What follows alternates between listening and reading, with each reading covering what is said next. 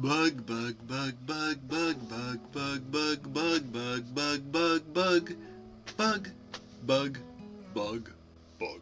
Hey everyone, how's it going? What's bugging you today? Is it the butterfly? Yes. So welcome to today's exciting episode of the Technicolor Mike B Show, where we're doing bugs today. Yeah, I don't think I did a butterfly design last year, and was thinking about other bugs and insects. There's been a lot of stories on the news this year because this is the year of the cicada. Yes, 2021 is the year of Brood X, also known as the Great Eastern Brood. It is said to be one of the largest cicada infestations in recent history. At least that's what scientists are claiming. We'll find out how right or wrong they are. But they're saying billions of cicadas are predicted to surface this year. So Brood X is a 17-year cicada, and it is expected to emerge in parts of 15 states around the United States. Now, there are cicadas that emerge every year. You hear them chirping away, but some years they just come out in greater masses. And I think there's different varieties of cicadas that have different frequencies. So yeah, this year's is one of the 17-year variety. And they say that male cicadas can reach decibels similar to the volume of a lawnmower or a passing jet. So yeah, when they're all out, they can be quite large. Their life cycle is fairly short, at just 4 to 6 weeks of flying around and mating and shedding their skins. And then the adults die and the larvae bury themselves underground, and they won't emerge until the year 2038. Yes, that's a pretty long time for them, for just 4 weeks of activity. But yeah, they don't all emerge at the same time, so it's going to be a staggered. And I've had friends post pictures already of cicada holes and things. But yeah, I remember the last 2 times we had a pretty big cicada population come out. The last time would have been 17 years ago, I guess, if we're on the 17-year cycle.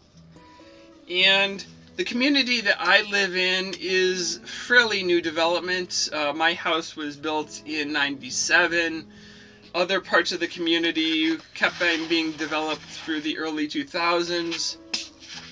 So I'm not really expecting a whole lot of cicadas near my house. That the ground was disturbed and they just haven't had a chance to repopulate just yet.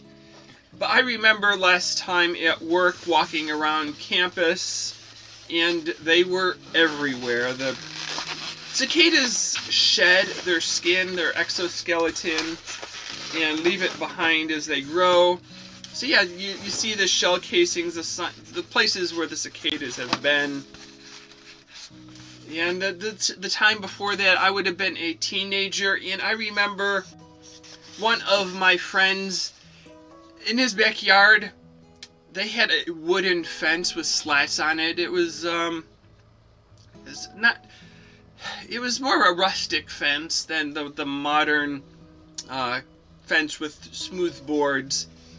And during the peak of the cicada season, like every 2-3 feet, there'd be another cicada shell along the top of his fence. So yeah, it was fun to find the shells of the cicadas.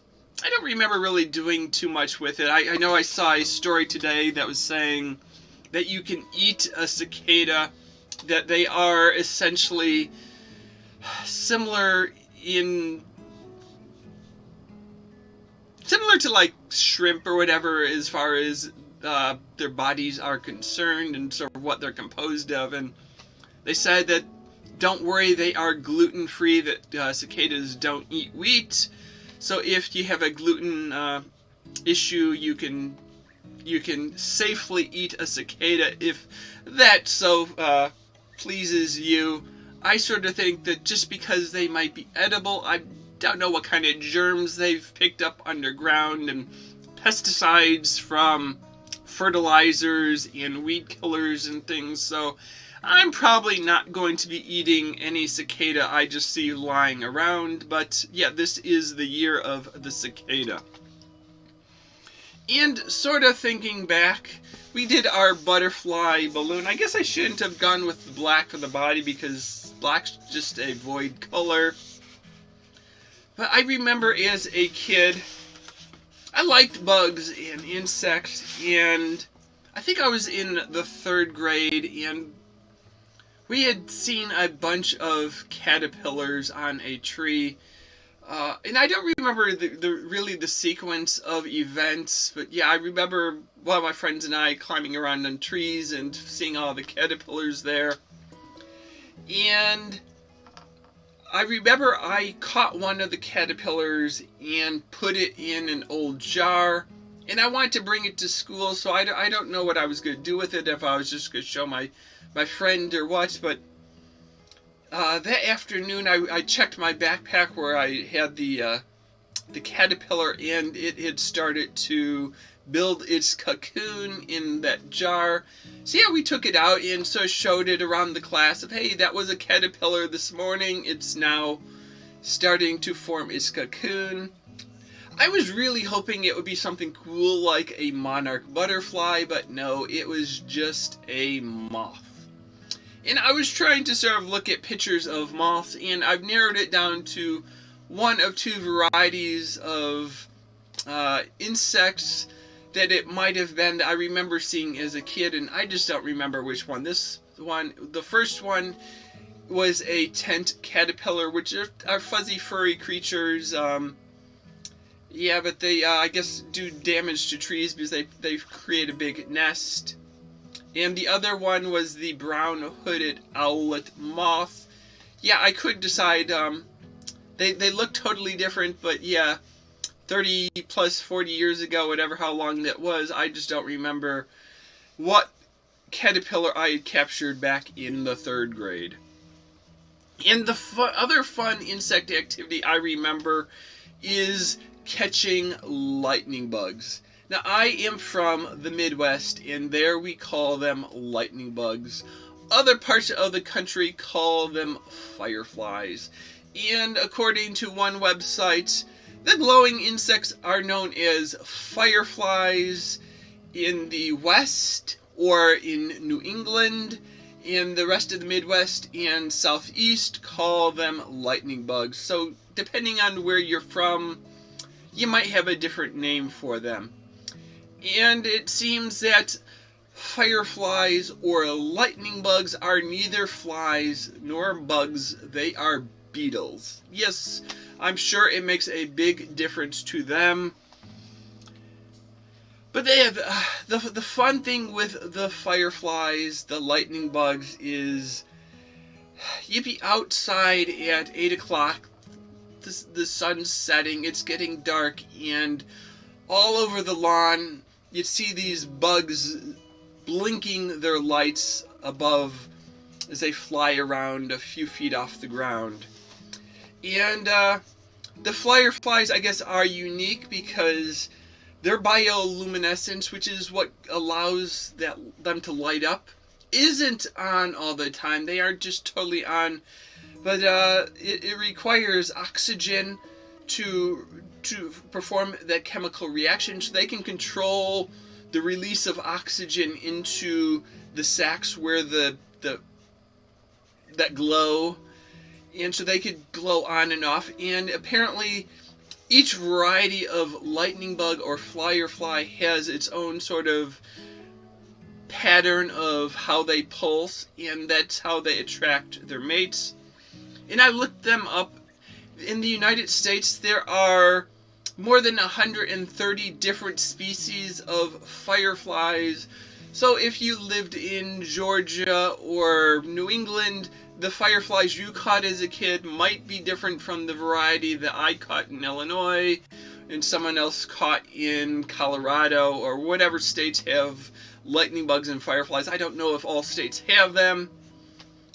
But the fireflies that we had were usually like a dark brown or a black body, and they had a little bit of red or yellow markings on them. So yeah, they're I guess their scientific name, Lampyrida, something like that, means shining fire. So yeah, they are the shining fire. And I looked it up. I like looking stuff up, so yeah, I'll admit it. They said that the fireflies, lightning bugs, produce a cold light.